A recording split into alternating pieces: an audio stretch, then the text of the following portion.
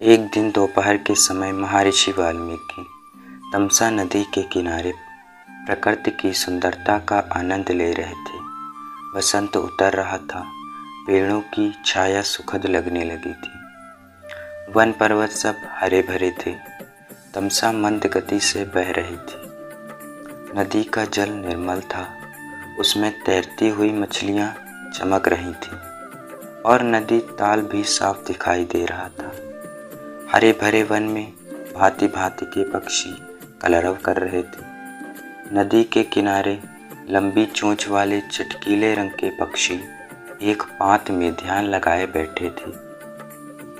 उनमें से कभी कोई तेजी से उड़ता और तीर की तरह पानी में चोंच डुबोकर कुछ पकड़कर ले जाता।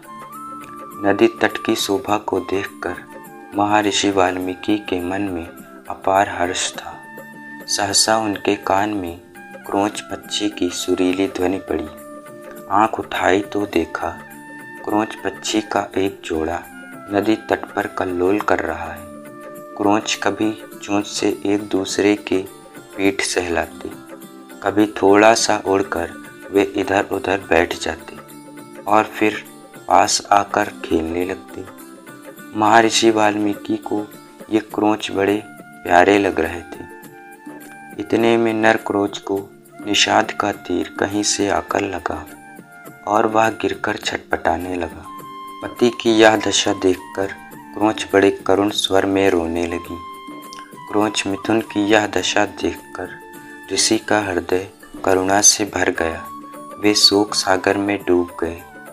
उनके हृदय की करुणा एक श्लोक में फूट पड़ी। हे निषाद, तू बहुत दिन तक प्रतिष्ठित न रह सकेगा, क्योंकि तूने क्रोंच के जोड़े में से प्रेम मग्न नर पक्षी को मार डाला है। बड़ी देर तक वाल्मीकि शोक के कारण बेसुध से रहे। जब वे स्थिर चित्त हुए तब अपने प्रिय शिष्य भरद्वाज से बोले, भरद्वाज, मेरे शोक पीड़ित हृदय से वीणा के लय में गाने योग्य 4 पदों और समान अक्षरों का यह वचन अनायास ही निकला है। मेरा मन कह रहा है कि अवश्य ही यह प्रसिद्ध होगा। भरद्वाज ने यह श्लोक कंठाग्र कर लिया और गुरु को सुनाया। इसे सुनकर वाल्मीकि बड़े प्रसन्न हुए। उन्होंने स्नान किया और वल्कल वस्त्र पहनकर शिष्य के साथ वे अपने आश्रम को चल दिए। मार्ग में भी वाल्मीकि मानिषाद गुनगुनाते चले जाते थे। उनका ध्यान श्लोक के अर्थ पर गया। अर्थबोध से उनको बड़ा दुख हुआ। वे सोचने लगे कि मैंने व्यर्थ ही निषाद को इतना कठोर शाप दे दिया। इसी चिंता में मग्न वे चले जा रहे थे कि उनको नारद जी की वाणी याद आ पड़ी। एक बार नारद जी से उन्होंने पूछा था, हे देवर्षि, मुझे किसी ऐसे पुरुष का नाम बताइए जो गुणवान, बलवान और धर्मात्मा हो, जो सत्य पर दृढ़ रहता हो, अपने वचन का पक्का हो, सबका हित करने वाला हो, विद्वान हो और जिससे बढ़कर सुंदर कोई दूसरा ना हो। नारद जी ने कहा था कि ऐसे एक ही पुरुष को मैं जानता हूँ। वे इक्ष्वाकु वंश के राजा दशरथ के पुत्र श्री राम हैं। वे सब तरह से गुणवान और रूपवान हैं और जब क्रोध करते हैं तब डर के मारे देवता और दानव भी कांप उठते हैं। वाल्मीकि को ये सब बातें याद पड़ी और रामायण की जो कथा नारद जी ने संक्षेप में सुनाई थी वह भी उनको याद आई। यह याद आया कि देवऋषि देवलोक को आकाश मार्ग से किस अद्भुत गति से चले गए थे। जब महाराज रामचंद्र की कथा वे दोहराने लगे तो सहसा माँ निषाद श्लोक का एक दूसरा अर्थ उनके मन में आया।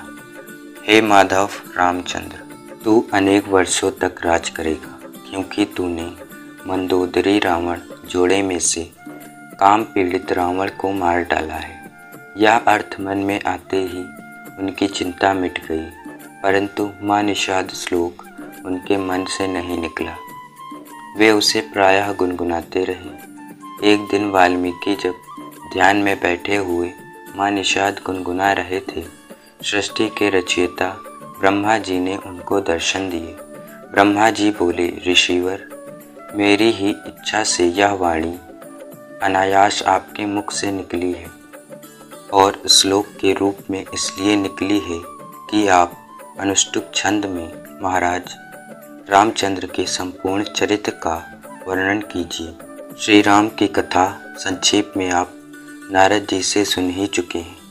मेरे आशीर्वाद से राम, लक्ष्मण, सीता और राक्षसों का गुप्त अथवा प्रत्यक्ष सब वृत्तांत आपकी आंखों के सामने आ जाएगा। जो आगे होगा वह भी दिखाई पड़ेगा। अतः जो आप लिखेंगे वह यथार्थ और सत्य होगा। इस प्रकार आपकी लिखी हुई रामायण इस लोक में अमर हो जाएगी। इतना कहकर ब्रह्मा जी अंतर्ध्यान हो गए।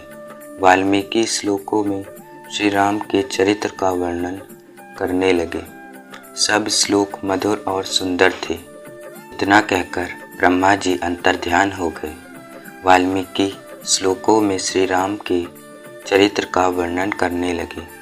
सब श्लोक मधुर और सुंदर थे। उनका अर्थ समझने में भी कोई कठिनाई नहीं होती थी। उनके सामने राम, लक्ष्मण, सीता, दशरथ और दशरथ की रानियों का हंसना, बोलना, चलना फिरना प्रत्यक्ष हो गया और वे बिना रुके रामायण की कथा लिखते रहे। 24,000 श्लोकों में उन्होंने पूरी रामायण लिख डाली।